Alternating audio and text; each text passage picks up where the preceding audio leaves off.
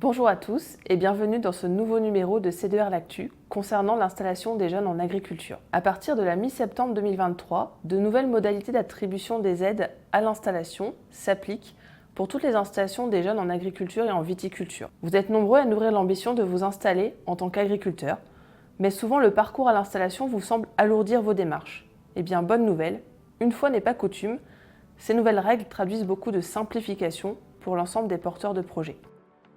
Je vais vous parler des nouveautés qui s'appliquent notamment dans la région Grand Est. Les aides à l'installation concernent des porteurs de projets qui s'installent pour la première fois sur un projet qui est viable, sur une exploitation majoritairement agricole. La précédente programmation avait mis en place des critères de sélection sur les dossiers qui permettaient d'attribuer les aides. Cela s'est traduit par la création d'une grille de sélection. Celle-ci existe toujours, mais elle évolue. Elle est basée désormais sur 4 critères: le type d'installation, le mode de production, l'autonomie au regard des moyens de production et le niveau du revenu disponible agricole dégagé dans le prévisionnel. Un nombre de points est affecté à chaque critère et il est nécessaire d'obtenir un minimum de 35 points pour accéder aux aides. L'accès aux aides est désormais possible pour les plus de 40 ans.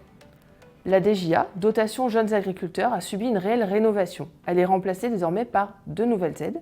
L'AIA, aide à l'installation en agriculture, concernant les porteurs de projets qui ont moins de 40 ans. Le montant de base de l'aide est de 20 000 €, auquel on pourra ajouter des majorations.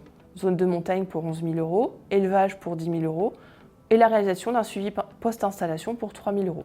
La seconde, l'AINA, aide à l'installation des nouveaux agriculteurs, pour les porteurs de projets qui cette fois auront entre 41 et 50 ans. Le montant de base de l'aide est de 10 000 €, auquel on pourra ajouter la majoration pour la réalisation d'un suivi post-installation à hauteur de 3 000 €. On voit ici que l'accent est mis sur la formation. En effet, au-delà des aides financières, la réforme 2023 a mis l'accent sur l'accompagnement et la formation des jeunes agriculteurs. Des structures seront agréées pour mettre en place des dispositifs de suivi et de conseil pour soutenir les porteurs de projets après leur installation. Chez C2R, nous avons pour ambition d'accompagner individuellement les porteurs de projets dans toutes les futures problématiques qu'ils rencontreront. Cette réforme a mis l'accent sur l'agroécologie, la préservation de la biodiversité et la transition vers des pratiques plus respectueuses de l'environnement. Au niveau du parcours administratif, on a vu la mise en place d'une plateforme numérique dédiée. Le point d'entrée pour le parcours à l'installation reste les PAI, les points accueil et installation de chaque département, sans obligation de demander les aides par la suite. Leur rôle est simplement d'informer et d'orienter les porteurs de projets. C2R est partenaire des différents PAI présents dans votre secteur. Vient ensuite la réalisation d'un PPP, plan de professionnalisation personnalisé, qui permet d'identifier les besoins en compétences et en formation du porteur de projet.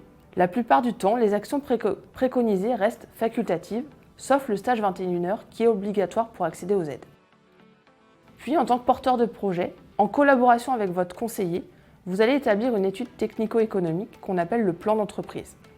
L'objectif est de construire un projet d'installation et de projeter son développement sur 4 ans.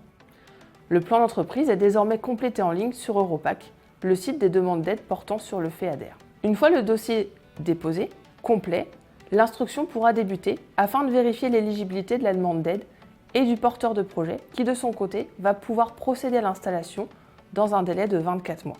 Les principales simplifications se retrouvent notamment dans les modalités de contrôle. Une première vérification s'opérera au moment de l'installation, ceci afin de permettre le paiement de la totalité du montant de base de l'aide.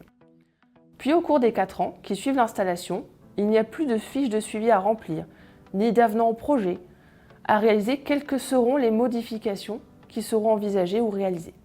Au terme des 4 ans d'engagement, le porteur de projet devra essentiellement montrer qu'il est toujours en activité et qu'il a respecté le type d'installation prévu. Peu ou pas de cas de sanctions sont envisagés. Votre projet d'installation reste une étape clé dans votre vie d'agriculteur ou de viticulteur. Grâce à toutes ces simplifications, lancez-vous pour réaliser votre projet. L'anticipation reste de mise. Parlez de votre projet suffisamment tôt à votre comptable ou ingénieur conseil. Ils sauront vous écouter, répondre à vos questions, vous accompagner dans les démarches et surtout vous guider vers les aides les mieux adaptées à votre projet. Vous pourrez ainsi avancer sereinement dans votre parcours à l'installation.